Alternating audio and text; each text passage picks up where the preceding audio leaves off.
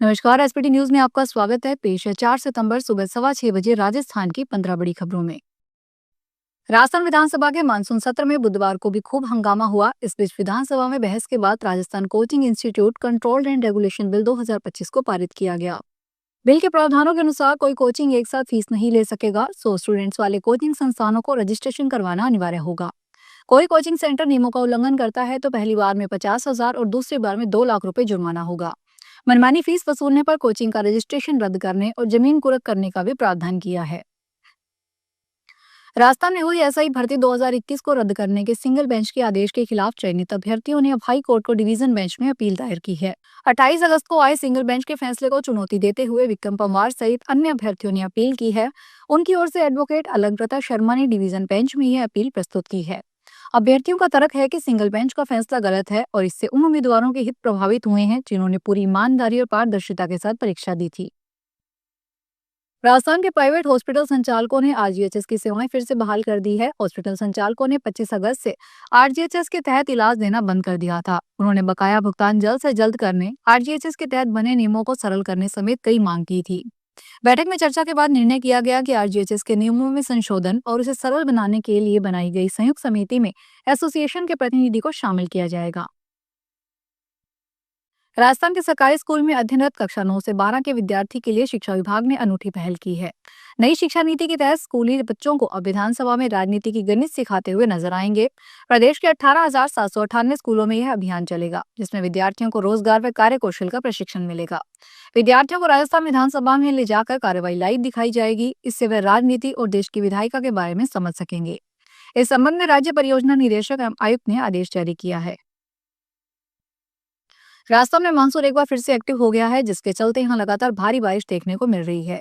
मौसम विभाग के मुताबिक प्रदेश के कई जिलों में भारी बारिश को लेकर चेतावनी जारी की गई है। मौसम विभाग के मुताबिक आने वाले 3-4 दिनों तक प्रदेश के पूर्वी और दक्षिणी पूर्वी इलाकों में बारिश की गतिविधियां बढ़ सकती है।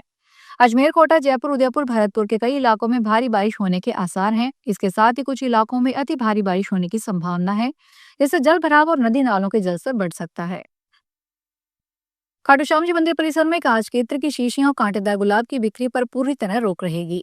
लगातार हो रहे हादसों के बाद जिला प्रशासन हरकत में आया है। बुधवार को भी एक युवती के पैर में मंदिर परिसर में दर्शन करते समय कांच का टुकड़ा चुभ गया था। पहले से ही कांच की शीशियों में इत्र बेचने पर प्रतिबंध के बावजूद कई दुकानदार नियमों की अनदेखी कर रहे थे। अब जिला कलेक्टर ने उपखंड अधिकारी मोनिका सामोर, तहसीलदार और नगर पालिका प्रशासन को ऐसी दुकानों पर तुरंत कार्रवाई के आदेश दिए हैं।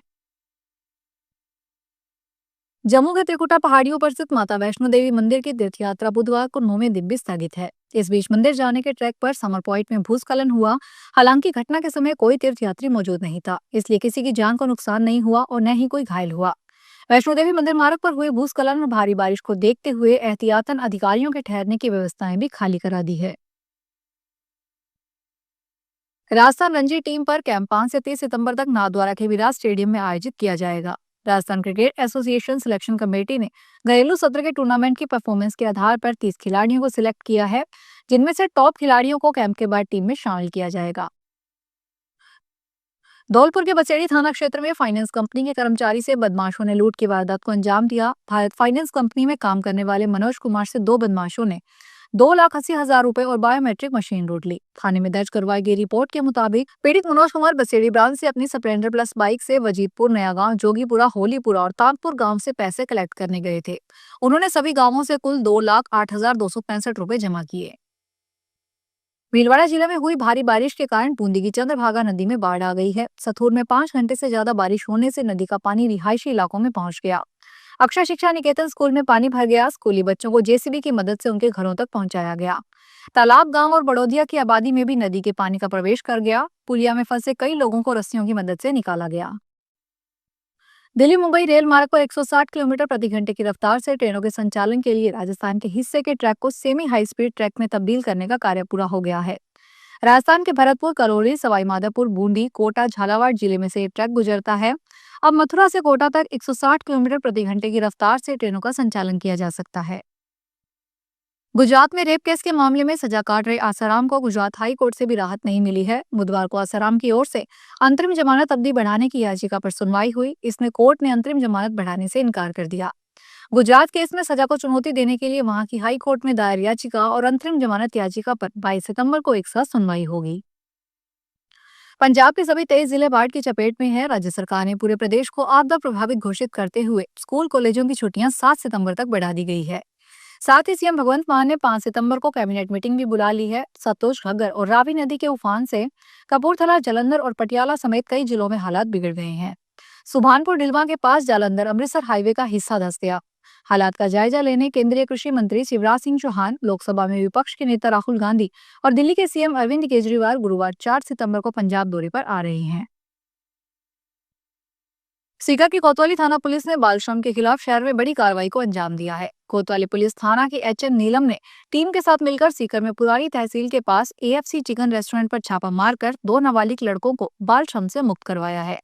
दोनों उत्तर प्रदेश के रहने वाले हैं, जिनसे रेस्टोरेंट पर 14 घंटे काम करवाया जाता था। रेस्टोरेंट मालिक के खिलाफ पुलिस ने बाल श्रम और अन्य धाराओं में मामला दर्ज करके जांच शुरू कर दी है।